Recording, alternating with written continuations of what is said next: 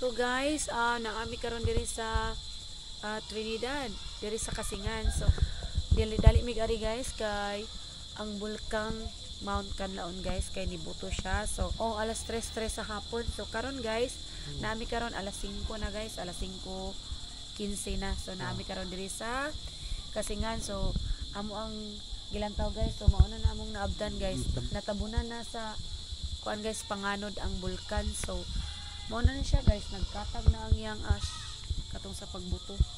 Una ang namong nakita, nice kay ang sunset. So nice kay ang sunset. Grabe nakatugnaw diri guys. So ang katanan tanang mga taga Negros Occidental o Negros Oriental.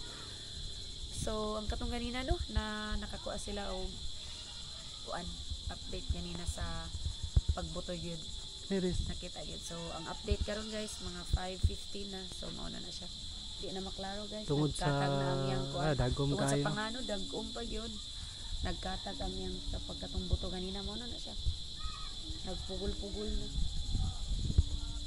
So mararagulay na itabo guys. So amping tang tanan. Thank you for watching. Love you all. And then Dinaris. Dali-dali pagkuyog. Hello.